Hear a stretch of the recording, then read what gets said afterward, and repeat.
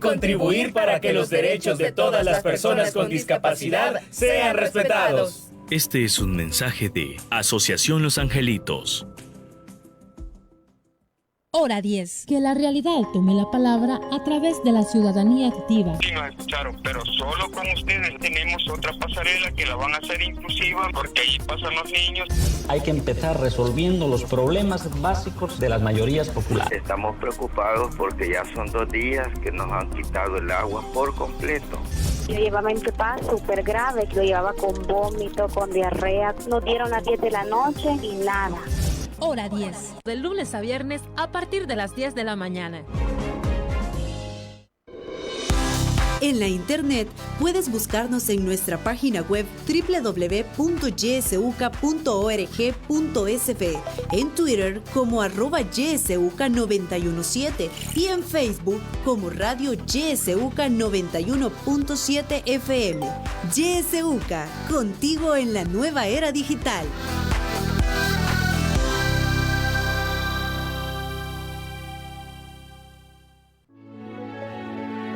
Política, economía, realidad nacional.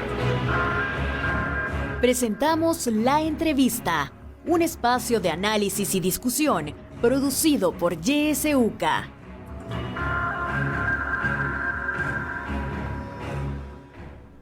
Muy buenos días, gracias por su sintonía a Radio YSUCA. En este espacio de la entrevista ya nos acompaña el padre Andreu Oliva, el rector de la Universidad Centroamericana José Simeón Cañazuca, para hacer un análisis de la realidad nacional. Le damos la bienvenida. Padre, buenos días. Muchas gracias, buenos días Imelda, buenos días a todos aquellos y aquellas que nos están escuchando a través de la radio o que incluso nos están viendo a través del Facebook Live o de las distintas plataformas que tiene la universidad. Así es, estamos transmitiendo esta entrevista a través de nuestra fanpage en Facebook, Radio YSUCA 91.7 FM. Padre, vamos a hablar de diversos temas esta mañana, pero quisiera que empezáramos con el pacto entre gobierno y pandillas. Una reciente investigación del periódico El Faro muestra audios del director de Tejido Social, Carlos Marroquín, en el que habla de posible ruptura entre el gobierno y las pandillas. Eso habría dado origen al alza de homicidios en marzo y luego la aprobación del régimen de excepción. Desde su punto de vista, padre, ¿qué evidencia dicha investigación?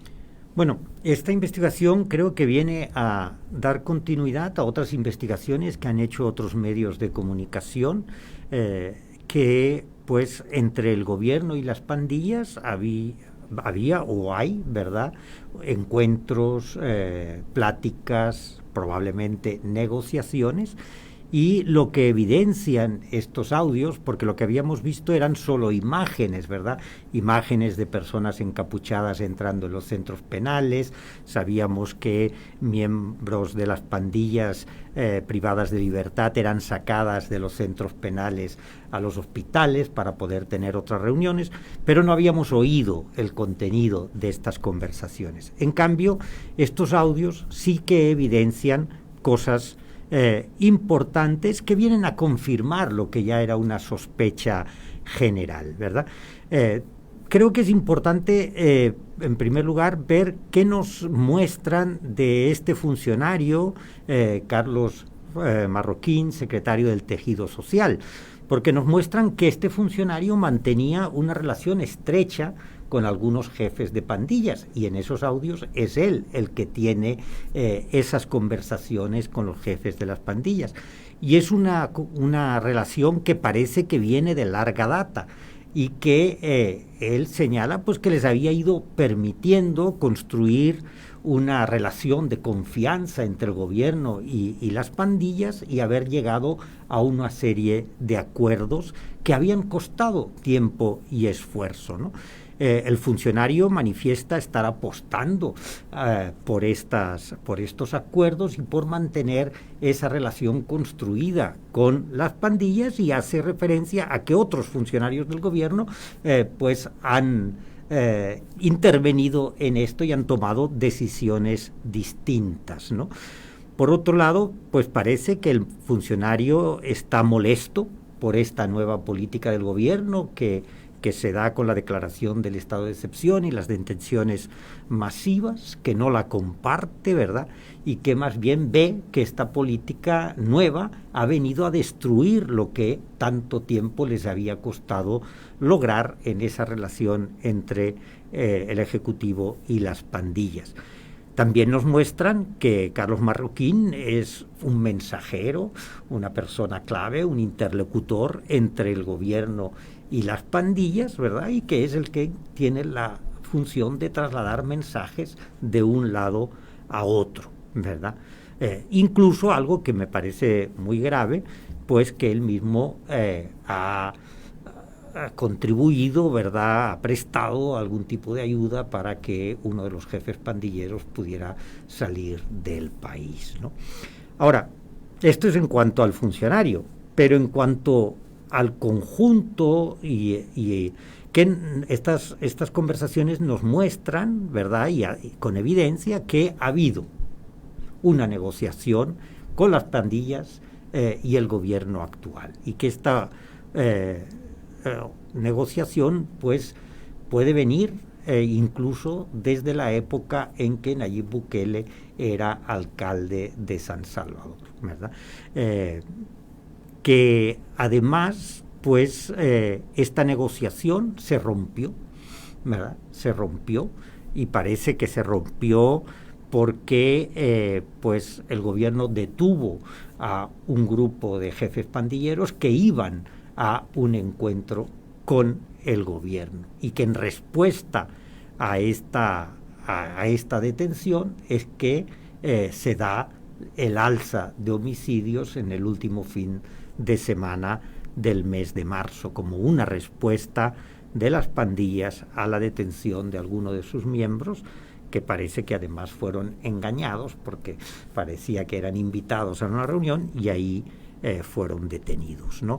Entonces, me parece que estos audios muestran pues lo que ya se sabía, ¿verdad?, que la disminución de los homicidios respondía a unos acuerdos entre las pandillas y el gobierno, y que esos acuerdos en un momento determinado se rompen. Hay una respuesta de las pandillas de elevar el número de homicidios durante el fin de semana de marzo, último de marzo, y que a partir de ahí se da una nueva política de parte del gobierno hacia estos grupos delincuenciales.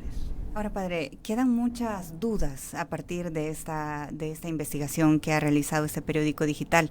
¿Qué preguntas podrían surgir de todo esto? Pues ciertamente quedan muchas dudas, ¿verdad? En primer lugar, creo yo que la primera duda es, bueno, ¿qué es lo que negociaron las pandillas y el gobierno, ¿verdad? ¿Cuáles fueron los términos de los acuerdos a los que habían llegado, ¿verdad? Y entonces, exactamente en qué consistió, ¿verdad? ¿Qué es lo que le ofreció el gobierno a las pandillas para disminuir los homicidios? ¿Qué les ha ido ofreciendo y entregando a las pandillas el gobierno en este pacto o en esta negociación que han tenido, ¿verdad? Por otro lado, ¿por qué se ha ocultado esto a la población por tanto tiempo, ¿verdad? Y no solo se ha ocultado, sino se ha mentido y se ha tenido un discurso señalando a los anteriores gobiernos y a las anteriores fuerzas políticas que ellos habían pactado con las pandillas, ¿verdad? Habían negociado incluso la vida de los salvadoreños con los pandilleros, y en cambio ellos están haciendo lo mismo, ¿verdad? Y ahora tenemos evidencias de esta negociación. La otra pregunta que surge, bueno, entonces el plan de control territorial, ¿en qué consistió? ¿Consistió precisamente en este pacto con las pandillas o realmente fue otra cosa, ¿verdad? No sabemos, porque más bien parece que el plan de control territorial ha sido una manera eufemística de llamar a esta negociación con las pandillas, y no tiene otra política, otras actividades, ¿verdad? También nos podríamos preguntar, bueno, ¿y los recursos que se pidieron para el Plan Control Territorial, a dónde fueron? ¿Fueron recursos que se entregaron a las pandillas como parte del pacto? ¿Verdad? Todo eso tenemos que preguntarnos porque la Asamblea ha aprobado recursos para el Plan de Control Territorial. Entonces, es una gran pregunta, ¿verdad?, la que nos queda. Y también nos queda la pregunta de decir, esto es un momento pues de desacuerdo, pero hay interés en seguir manteniendo este acuerdo, ¿verdad? Cómo han quedado las cosas, ¿no? Y por último, pues cómo se permite que un funcionario que está violando las leyes del país, pues siga ejerciendo sus funciones como funcionario público. Padre, a propósito de esto del pacto, y si este se ha quebrado con la captura masiva de pandilleros, el gobierno parece mostrarse muy duro con las pandillas, y eso gusta a sus seguidores y es notorio a través de las redes sociales. Hay muchos que están apoyando esta forma de combate a las pandillas. ¿Qué lectura tiene usted sobre esta situación, padre? Bueno, yo creo que no tenemos información en estos momentos que permita afirmar una cosa o la otra, ¿verdad? Ciertamente, pues vemos un discurso mucho más duro contra las pandillas, pero no sabemos si realmente el pacto se ha roto o no.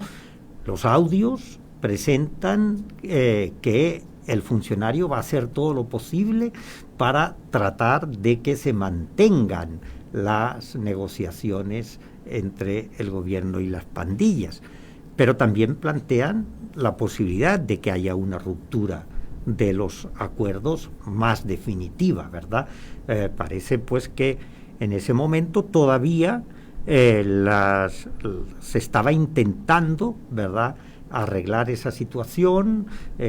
Las pandillas pues tuvieron esa respuesta tan dramática, ¿verdad?, de que 87 de nuestros hermanos y hermanas pues fueran ejecutados por las pandillas, pero parece pues que el funcionario busca la posibilidad de un arreglo, ¿verdad?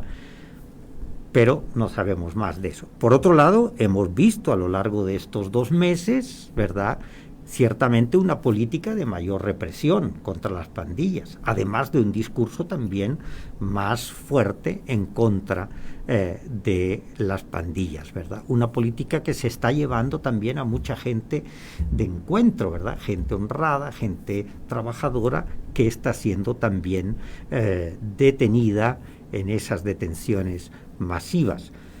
Pero no solamente es en las detenciones, creo yo, esa política más represiva. Esa política más represiva también se evidencia en las modificaciones que la Asamblea Legislativa ha realizado al Código Penal, con el endurecimiento de penas, con una privación de libertad provisional sin límite, aún sin sentencia judicial, ¿verdad? Con lo cual las personas que han sido detenidas pueden pasar toda la vida privadas de libertad provisionalmente mientras esperan una sentencia que puede ser que no llegue nunca, ¿verdad? Eso es el trabajo que ha realizado la Asamblea Legislativa inmediatamente después de que se decretara el estado de excepción, ¿no? La posibilidad de que solo por ser sospechoso de pertenecer a una pandilla ya puedes ser detenido y privado de libertad, ¿no? También el hecho de que se hayan creado estos juzgados donde los jueces van a actuar con la cara tapada, no se conocerá el nombre del juez, pues eso también es parte de esta política de mayor represión contra las pandillas, ¿no? Entonces yo diría que el estado de excepción y todas estas reformas a las leyes le dan al gobierno la posibilidad de actuar con una política no de mano dura o súper dura, sino de durísima, ¿verdad?, contra toda la persona que pueda ser sospechosa de ser parte de estas organizaciones, ¿no? No sabemos si están aplicando a todo el mundo por igual estas medidas, ¿verdad? Ese es el otro tema. Pues sabemos que se está deteniendo a muchísima gente, que muchísima gente está siendo llevada a los centros penales como una detención, privación de libertad provisional, pero no sabemos si ahí están también los jefes de esas clicas, ¿verdad? Los líderes principales de las pandillas, porque da la sensación, ¿verdad?, que los líderes, los jefes de las pandillas están teniendo un trato diferenciado, ¿verdad? Y eso, pues, podría hacer pensar que hay interés en mantener ese pacto, esa negociación. También, pues, no parece que haya una política de mano dura hacia los jefes de las pandillas, porque Estados Unidos ha pedido a varios de ellos que sean extraditados para que sean juzgados en Estados Unidos por delitos cometidos en Estados Unidos, ¿verdad? Y en cambio, pues, el Poder Judicial, que sabemos que ahora está totalmente controlado por el Ejecutivo, pues no ha avanzado en esas peticiones de extradición, ¿no? Entonces, son temas que quedan ahí y que hacen pensar que sí. Por un lado hay una política represiva muy grande contra las pandillas, vemos que el estado de excepción sigue y que las detenciones siguen todos los días, pero por otro lado, pues parece que no es una política que se aplique a todos por igual. Padre, ahora que menciona lo de los líderes de las pandillas, en los audios que ha publicado el periódico El Faro, el director de Tejido Social acepta que fue él quien sacó del país a uno de los cabecillas de pandillas reclamado por Estados Unidos, alias el Croc. ¿Qué opina de que un funcionario facilitara la salida de un cabecilla de pandillas con un proceso de extradición pendiente? A mí me parece que esto es inaceptable totalmente, ¿verdad? Es inaceptable y casi te diría yo que parece increíble, ¿verdad? Y que además este funcionario siga siendo funcionario del actual gobierno, ¿no? Es evidente que eso es una clara violación a la ley, incluso a la ley reformada por la actual Asamblea Legislativa, donde penaliza la colaboración con los grupos terroristas, ¿verdad? Entonces, esta persona ha contribuido, ha colaborado para que un terrorista que está reclamado además por la justicia estadounidense, pero que también estaba cumpliendo una pena en El Salvador, pues haya huido del país, ¿verdad? Eso me parece que es evidentemente un delito y que pues no se puede, el Ministerio Público, el fiscal general no puede hacer la vista gorda ante un hecho así. Además está claro que si él hizo eso no lo hizo por su cuenta y riesgo, ¿verdad? Porque ya hemos visto que era un interlocutor entre el gobierno y las pandillas y por tanto contó con apoyo seguramente a más alto nivel para poder apoyar a esta persona a huir del país, ¿verdad?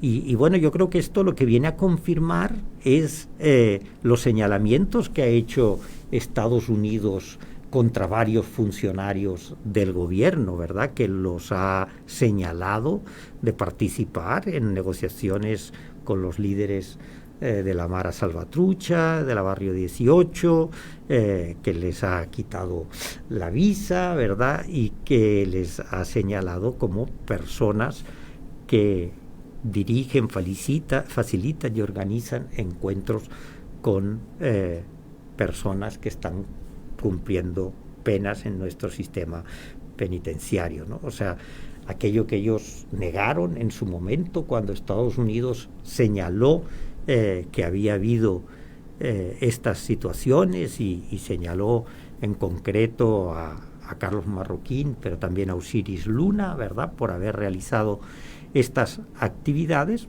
pues eso se confirma que está ocurriendo, ¿verdad? Y no solamente organizar encuentros, sino incluso facilitar que estas personas que están señaladas por la justicia en Estados Unidos y reclamadas por la justicia estadounidense, pues huyan de la justicia. A mí me parece que esto es una violación clara a las leyes, ¿verdad?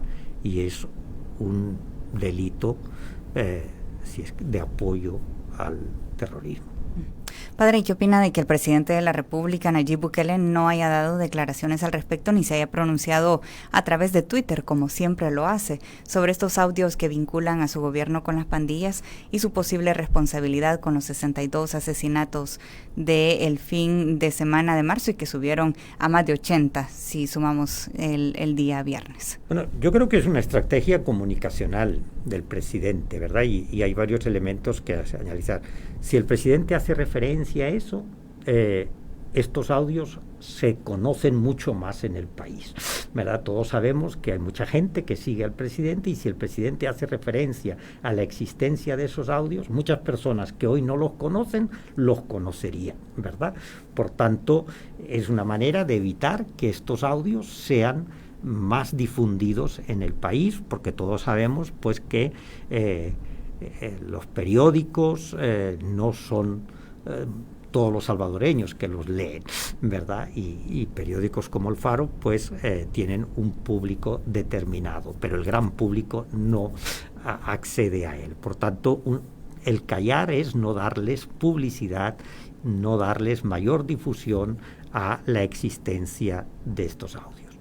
Por otro lado, me parece que estos audios dejan tan en evidencia al gobierno que lo mejor es no decir nada para ignorarlos, ¿verdad? Y de esa manera, pues, parece que no existen esos audios, ¿verdad? Si el presidente se pronunciara sobre ello, pues los estaría reconociendo, les estaría reconociendo su existencia. Entonces me parece que el callar, el ignorarlos es una política que además es muy común en los políticos, ¿verdad? Los políticos cuando algo no les interesa no hablan de ello. Aunque les hagan preguntas a los periodistas, pues se van por otros lados, ¿verdad? Y yo creo que eso tendría una implicación para el prestigio del presidente y para su popularidad, pues la población que lo cree, que lo sigue con gran devoción, al oír estos audios, pues quedaría bastante escandalizada que estas cosas estén ocurriendo en el país. Bueno. Padre, hablemos ahora en detalle del régimen de excepción. Cientos de familias permanecían afuera de los centros penales y siguen permaneciendo. Por ejemplo, en cárcel de mujeres siguen cientos de familiares de personas detenidas durante el régimen de excepción esperando algo de información de sus seres queridos. Pero el martes fueron desalojados cientos de personas de los alrededores del penal La Esperanza, conocido como Mariona, y el gobierno militarizó todos los alrededores de este penal. ¿Cuál es su lectura de esta situación y de esta acción por parte del gobierno, padre? Bueno, yo primero quisiera comentar este rol que están jugando las familias de las personas que han sido detenidas y privadas de libertad, ¿verdad? Me parece que las familias pues están mostrando hasta dónde llega el vínculo familiar, la fuerza que tiene el vínculo familiar, ¿verdad? Y que, pues desde el momento que fueron detenidas estas personas, las familias han ido detrás de ellas, ¿verdad? Fueron primero a los centros donde los detuvieron, posteriormente supieron dónde estaban, en qué centros penales, se fueron hacia los centros penales, allí están pendientes de ello, de si necesitan comida, si necesitan medicinas, ¿verdad? Ahí están pendientes, esperando que puedan salir en algún momento, ¿verdad? Yo creo que eso nos muestra ese gran vínculo que hay en la familia salvadoreña y cómo la familia salvadoreña ante uno de sus miembros pues que sufre un evento como este de ser detenido, la familia se une, le acompaña y se hace solidaria con él, ¿verdad? También vemos el enorme interés y preocupación de las familias para recabar información que pueda mostrar que las personas que son sus familiares y que han sido detenidas de forma arbitraria y que pueden mostrar su inocencia y lograr su liberación. Y me parece que el gobierno no tuvo en cuenta esto cuando implementó esta política de detenciones masivas, ¿verdad? No tuvo en cuenta la fuerza del vínculo familiar y que habría una respuesta tan solidaria de parte de las familias, que las familias pues irían detrás de sus familiares, así, acompañándolos, tratando de estar cerca de ellos, de ofrecerles lo que pudieran, ¿verdad? Y que pudieran estar necesitando, exigiendo la libertad de sus familiares, ¿verdad?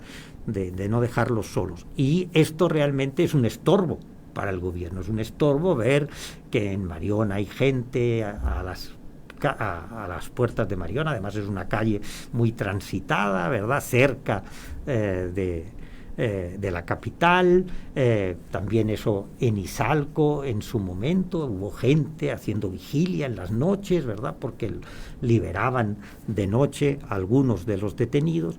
Entonces eso evidentemente pues empaña la imagen del gobierno, es un estorbo, estropea ese discurso oficial de que las personas detenidas realmente pues son culpables de haber cometido crímenes y por tanto lo mejor es separarlos, ¿verdad? Separarlos. Y bueno, a mí me parece que es una actuación inhumana de parte del gobierno hacia las familias, y no solo en este momento del desalojo, sino en todo este proceso, ¿verdad? Hemos visto policías y soldados empujando a familiares de las personas detenidas, incluso en un caso abofeteando a una mujer, ¿verdad? Tratándolos mal, insultándolos, con esa desinformación también de no saber dónde están sus familiares. Creo que eso es parte de ese maltrato, o la crueldad, creo yo, de soltarlos a medianoche, ¿verdad? ¿A dónde van a ir? O sea, ¿cómo se van a movilizar fuera del penal en lugar de hacerlo de día y de una manera organizada, ¿no? Eso es lo que dicen que harán, porque pusieron un rótulo en Mariona, ¿verdad?, diciendo: se notifica a todos los familiares que desde este día no se hará efectiva ninguna libertad en este complejo penitenciario, y que la Dirección General de Centros Penales notificará por vía telefónica a la familia si hubiera una orden de libertad y el lugar de entrega del interno. Lo mismo aplica a traslados o recetas médicas, ¿no? Esto es del día 24 de mayo. Pero pues realmente yo creo que esta presión de las familias, ¿verdad?, por estar al lado de sus seres queridos, por acompañarlos, por exigir la libertad de aquellos que consideran que no deben nada, pues yo creo que es algo que al gobierno le estropea sus planes y conviene, por tanto, tratar de que no siga adelante. Sí. Vamos a seguir hablando sobre esta situación que están afrontando las familias de personas capturadas durante el régimen de excepción, pero vamos a tener que hacer un breve corte en este momento, y al regresar también la audiencia va a poder participar haciendo sus preguntas o sus comentarios. Así es que volvemos de inmediato, no nos cambie.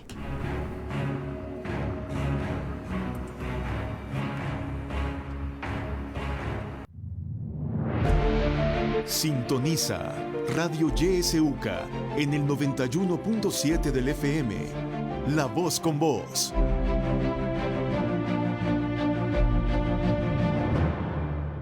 Hora 10. Que la realidad tome la palabra a través de la ciudadanía activa. Sí, nos escucharon, pero solo con ustedes. Tenemos otra pasarela que la van a hacer inclusiva, porque ahí pasan los niños. Hay que empezar resolviendo los problemas básicos de las mayorías populares. Estamos preocupados porque ya son 2 días que nos han quitado el agua por completo. Yo llevaba en paz súper grave, lo llevaba con vómito, con diarrea. Nos dieron las 10 de la noche y nada. Hora 10. De lunes a viernes a partir de las 10 de la mañana. En la internet puedes buscarnos en nuestra página web www.ysuca.org.sv, en Twitter como @ysuca917 y en Facebook como Radio YSUCA 91.7 FM. YSUCA, contigo en la nueva era digital.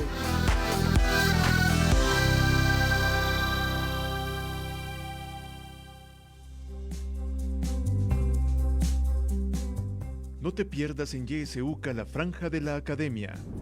Los viernes a las 7 de la noche te presentamos Abriendo Puertas, un espacio crítico, analítico e incluyente, producido por el Departamento de Sociología y Ciencias Políticas de la UCA. Recuerda, Abriendo Puertas, todos los viernes a las 7 de la noche por YSUCA.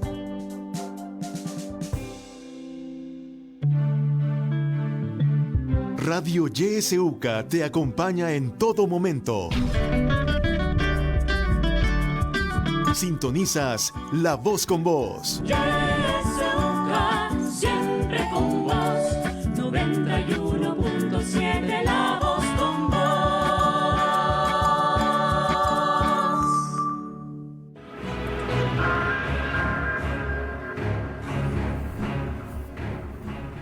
Gracias por continuar en sintonía de Radio YSUCA. Esta mañana está con nosotros el padre Andreu Oliva, rector de la Universidad Centroamericana José Simeón Cañas UCA, haciendo un análisis de la realidad nacional. Antes de irnos a la pausa, padre, hablábamos sobre las implicaciones del régimen de excepción para las familias de quienes han sido detenidos en este marco. Estas familias han manifestado que están haciendo préstamos para comprar los kits que deben ingresar a los capturados bajo el régimen de excepción. Eso representa un costo para ellos. Algunos han pagado hasta $150 por kit, y hay un kit de higiene, de alimentos, otro de ropa y otro de medicamentos. ¿Qué opina usted, padre, de estos costos económicos impuestos a estas familias? Bueno, a mí me parece que en primer lugar eso es totalmente indebido, ¿verdad? Y no es algo que está ocurriendo ahora con el estado de excepción y con esta gran cantidad de personas privadas de libertad, sino que viene sucediendo desde hace varios años, ¿verdad? Pero también en este gobierno, aunque no se permite que las familias visiten a las personas privadas de libertad, cada cierto tiempo se les piden que aporten kits, ¿verdad? O aporten algunos productos que necesitan las personas privadas de libertad, desde alimentos, productos para la higiene, incluso hasta colchonetas, ¿verdad? Que llaman la atención, pues que las familiares les han llevado colchonetas porque el gobierno les ha pedido que lleven colchonetas a los privados de libertad, y después que el presidente diga que hasta las colchonetas les han quitado, ¿verdad? Eso es realmente muy fuerte. Pero también les piden que depositen dinero para que sus familiares puedan adquirir productos en las tiendas penitenciarias, ¿verdad? Las cuales además parece que están funcionando de una manera no tan legal. Entonces, yo creo, y lo dice así la ley, ¿verdad? Porque mira, la ley penitenciaria en el artículo 9 dice que sin perjuicio de los derechos establecidos en la Constitución de la República y otras disposiciones legales, todo interno dispondrá de los derechos siguientes: a que el establecimiento donde esté guardando prisión cuente con las instalaciones sanitarias y médicas mínimas para garantizar la preservación de su vida, salud e integridad física. Estos servicios se deberán prestar en su caso por el personal médico adecuado, de manera gratuita y oportuna, a un régimen alimenticio suficiente para el mantenimiento de su salud, ¿verdad? Por tanto, es obligación del Estado proveer la alimentación, el vestido, los productos para la higiene, los medicamentos a las personas privadas de libertad. Cuando el Estado priva de libertad a una persona, tiene la obligación de velar por la integridad de la vida en primer lugar. Y también sabemos que hay personas que están muriendo en los centros penales. Tiene que velar por su salud, y para velar por su salud tiene que velar por su alimentación, porque una persona que no tenga una alimentación adecuada, pues seguramente va a tener problemas de salud, ¿verdad? Y por el vestido. Entonces el Estado, en lugar de hacer eso, les traslada esa carga a las familias, ¿verdad? A unas familias que, como tú señalabas, ¿verdad?, han tenido muchas veces que endeudarse porque no tienen los recursos. Algo que hay en común en todas las personas que han sido privadas de libertad y, por tanto, en sus familias, es que son familias pobres, ¿verdad?, que son familias de escasos recursos y se les está imponiendo un gran sacrificio económico que no solo les va a afectar ahora, sino que les puede estar afectando por muchos años, porque estas deudas tendrán que pagarlas y tendrán que seguir haciendo gastos para apoyar a sus familiares detenidos, ¿no? Yo creo que en esto, pues, el Estado está incumpliendo también con la Constitución, ¿verdad? Y se están violando derechos de las personas.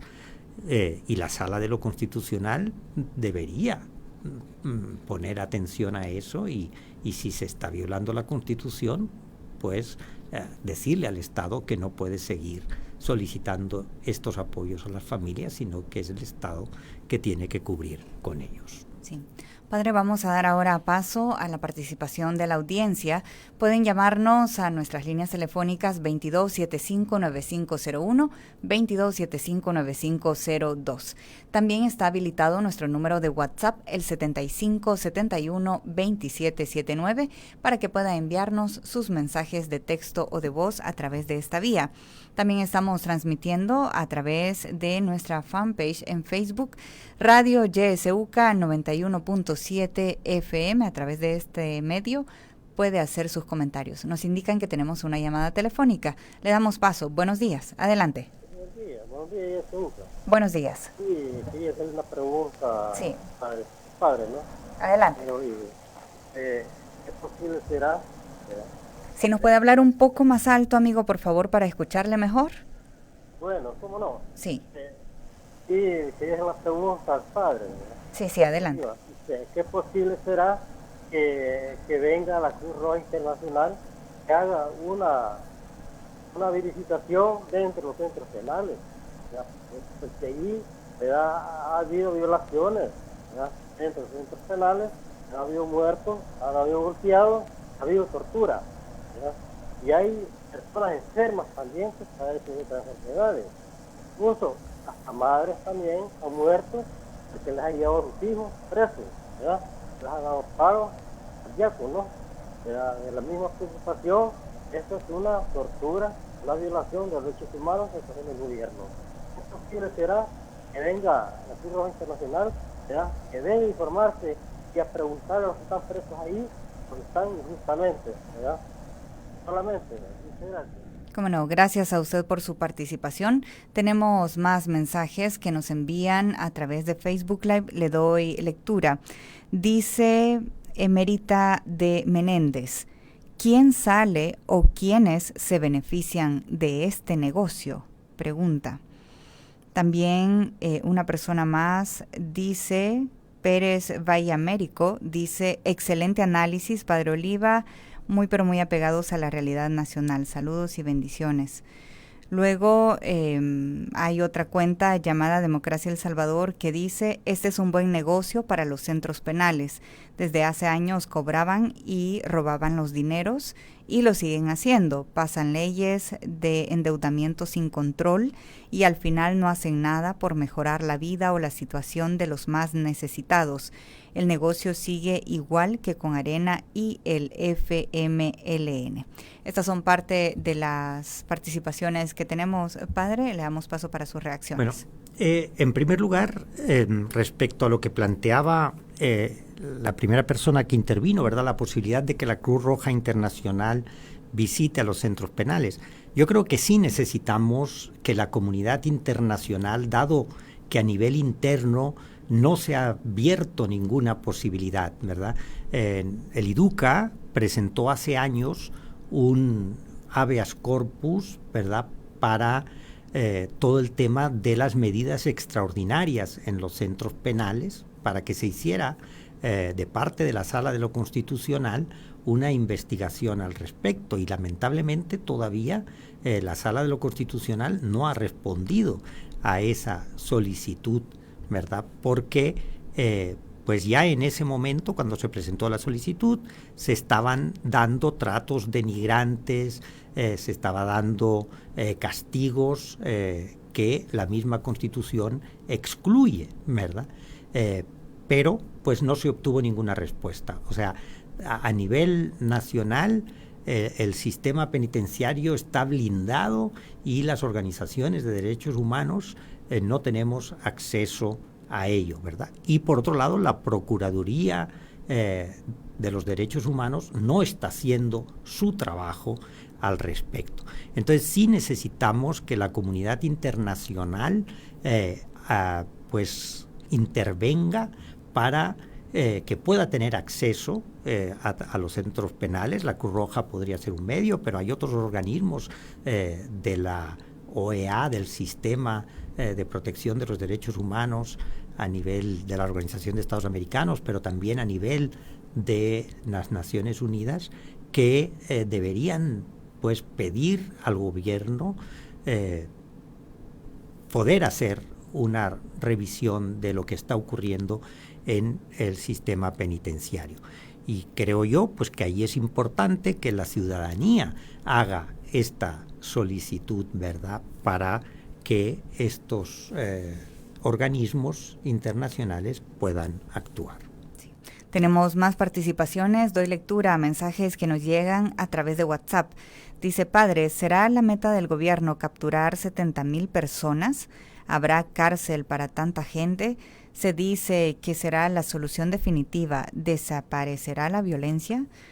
Luego un mensaje más dice: me parece que va a capturar tanta gente como se tiene estadística de la cantidad de pandilleros en el país para salir diciendo que se han capturado a todos los pandilleros. Además se perfila al régimen de excepción como la nueva normalidad. Es mi opinión. Un mensaje más: buenos días, padre. ¿Está de acuerdo con el estado de excepción? Pregunta. Las cárceles, un churro pequeño, el papel vale $1, ni platos y tazas les dan. Las familias andan buscando a los detenidos y no saben dónde quedan las cárceles. Necesitamos alimentación ante todo y el gobierno no atiende a los más necesitados, dice.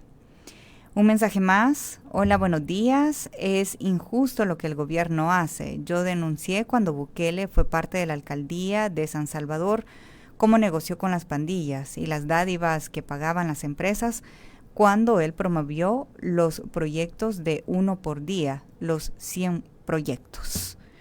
Estas son más participaciones, padres, si tiene comentarios al respecto.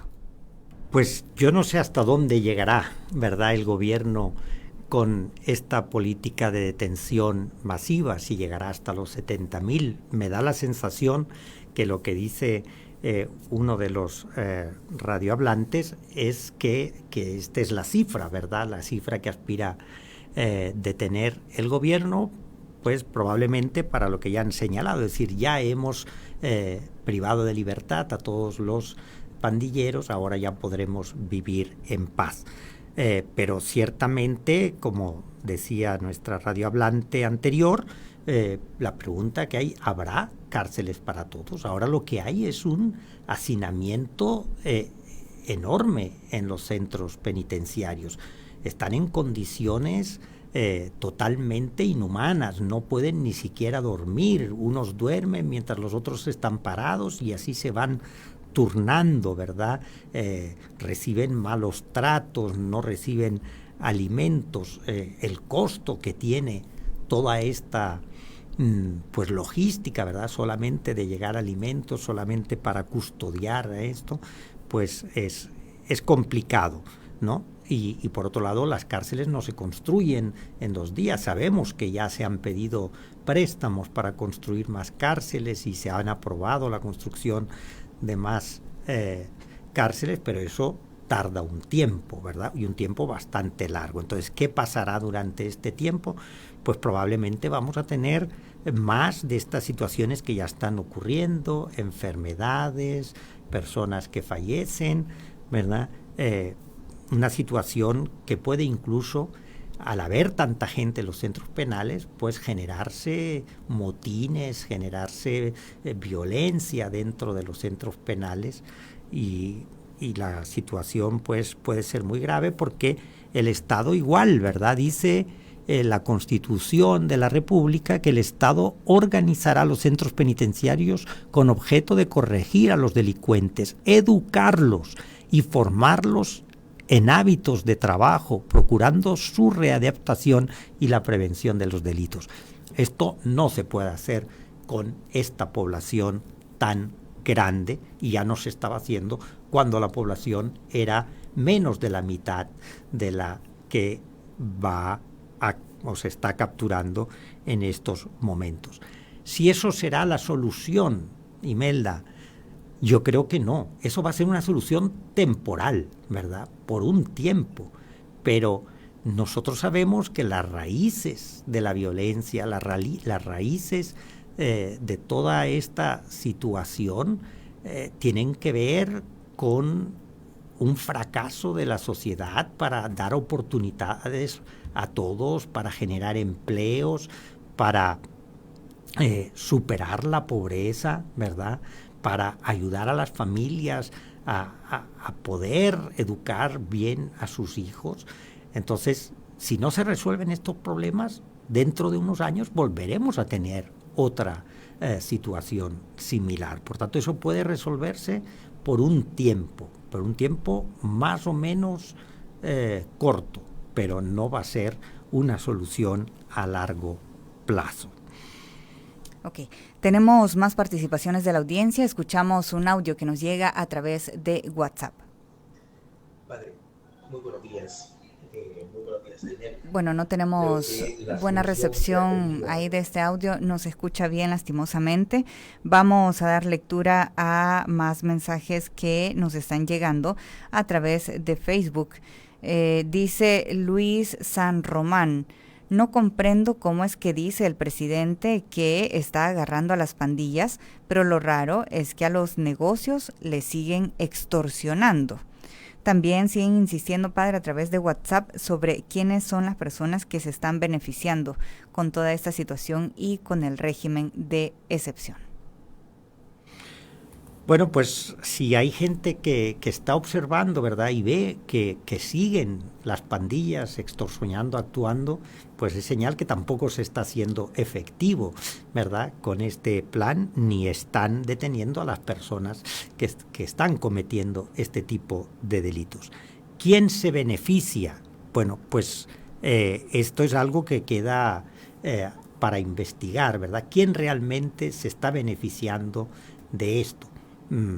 Sin duda que se van a beneficiar personas vinculadas al gobierno y vinculadas a la familia del presidente, porque con el estado de excepción sabemos que se permite, ¿verdad?, realizar una serie de contrataciones por parte del Estado y adquisición de bienes por parte del Estado sin seguir unos procesos que están establecidos y que, pues, aunque no son perfectos, pero pueden ayudar a evitar la corrupción, ¿verdad? Cuando se eliminan esos procesos, como la ley LACAP, entonces la corrupción es más fácil, y eso ya lo vivimos cuando el régimen de excepción durante el confinamiento en el año 2020, donde hubieron muchísimos abusos de funcionarios públicos, ¿verdad? Y de familias de funcionarios públicos que actuaron como proveedores del Estado abusando de los precios, ¿verdad? O incluso pues entregando productos que no sirvieron de nada, como aquellas mascarillas de hule, ¿verdad?, que nadie pudo utilizar, por poner un ejemplo. Entonces, sin duda que esto está beneficiando a las personas afines al gobierno, afines a nuevas ideas, a los diputados de la Asamblea Legislativa, que buscarán, pues, sacar provecho de esta situación. Eso está perjudicando al país en general también, porque la imagen que se tiene del país hacia afuera es muy negativa, incluso está perjudicando al turismo, ¿verdad? Yo he sabido de varias personas que pensaban viajar a El Salvador y que pensando que hay un estado de excepción y viendo toda esta situación, tienen temor y ya no vienen a El Salvador. ¿Qué pienso del estado de excepción? Pues evidentemente que no tiene lugar ese estado de excepción ni debe pues continuar ese estado de excepción. De hecho, ya acabamos de vivir la aprobación de la segunda prórroga. Serían 90 días de estado de excepción, pero la misma Constitución dice que solo se podrá prorrogar el estado de excepción si se mantienen las circunstancias que pues generaron la necesidad del estado de excepción. Entonces, ahora pues no se están dando las mismas situaciones. Ya no sigue ese número de homicidios, que además fue un fin de semana, no fue una actividad de largo tiempo. Y, por otro lado, pues el Estado tiene un control total de la situación. Por tanto, el estado de excepción no se justifica haberlo prorrogado, y eso, pues muchos juristas lo señalan. Y creo que además este estado de excepción pues está permitiendo que hayan detenciones arbitrarias y se está deteniendo a mucha gente que pues es gente honesta, honrada y que no merece pasar por una situación como esta. Pero por otro lado, como digo, tanto como el estado de excepción, a mí me preocupa algo que va a permanecer después del estado de excepción, que es la modificación que se ha hecho a algunas leyes que permiten al Estado cometer abusos, ¿verdad? Y al órgano judicial dar penas muy grandes y desproporcionadas con el daño realizado. Y uno de los temas que preocupa es ese artículo, ¿verdad?, que se llama Ley Mordaza, donde los medios de comunicación se les prohíbe dar información sobre el actuar de las pandillas, ¿verdad?, de una manera tan genérica en el que puede ser utilizado, ¿verdad?, para pues amordazar a un medio de comunicación con esa amenaza de penas de 10 hasta 15 años. Sí.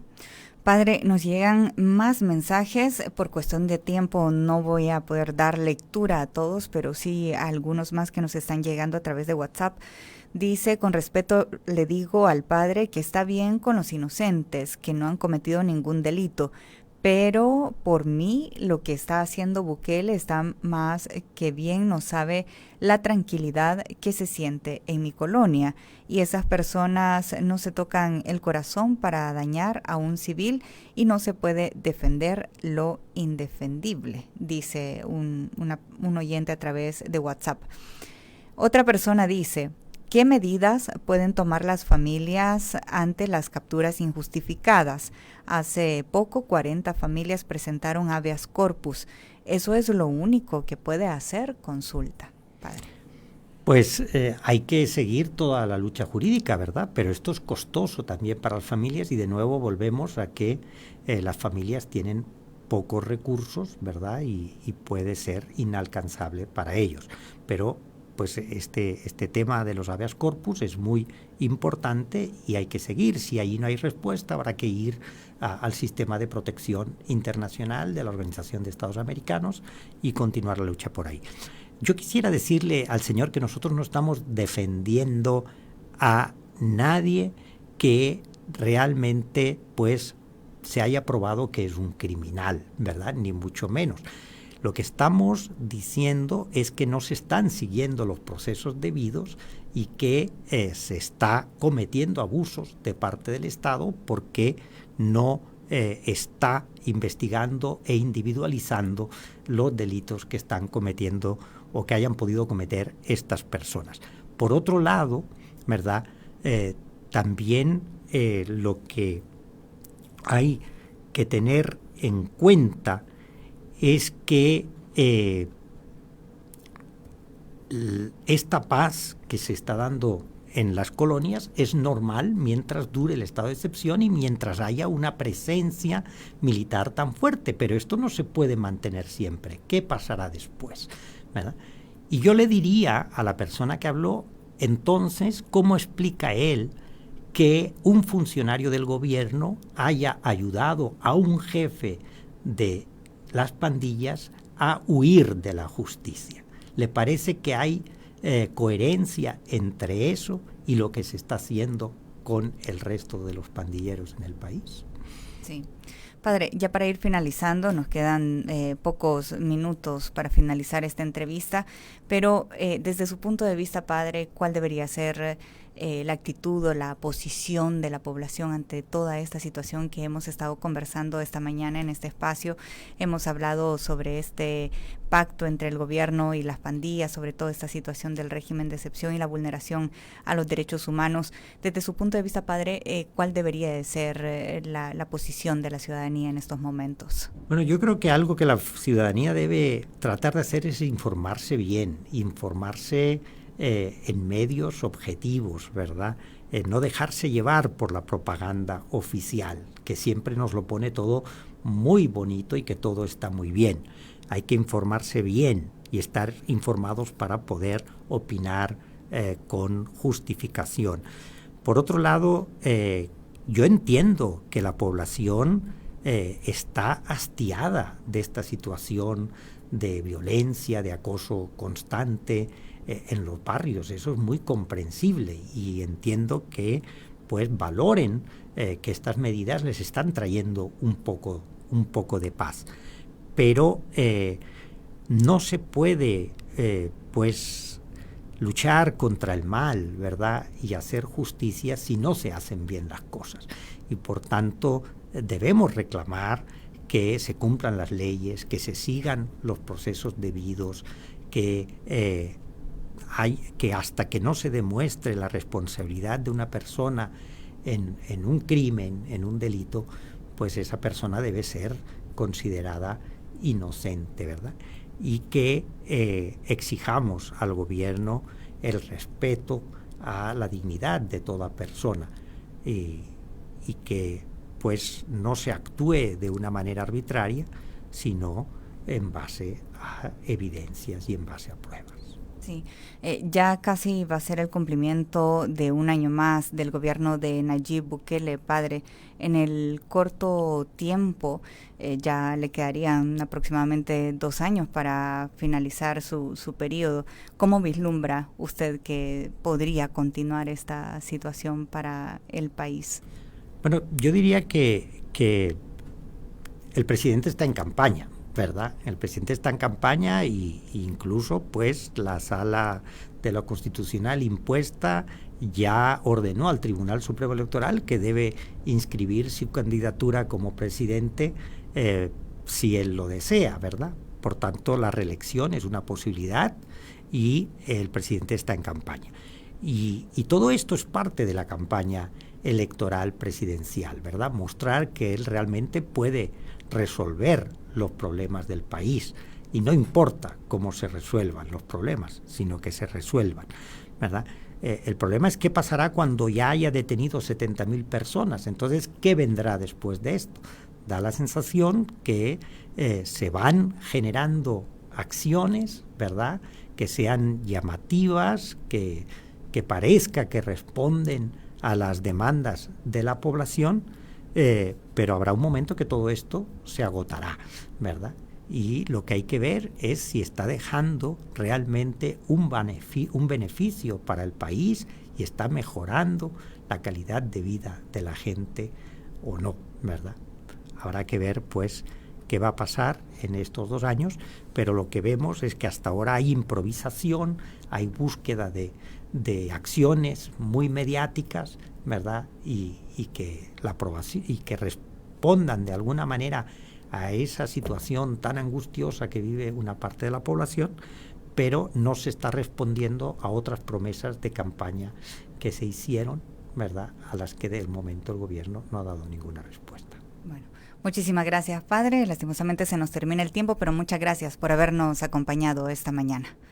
Muchas gracias, un saludo a todos y a todas aquellas que nos acompañaron en este programa, la entrevista. Así es, muchas gracias. Sigue en la buena compañía de Radio YSUCA.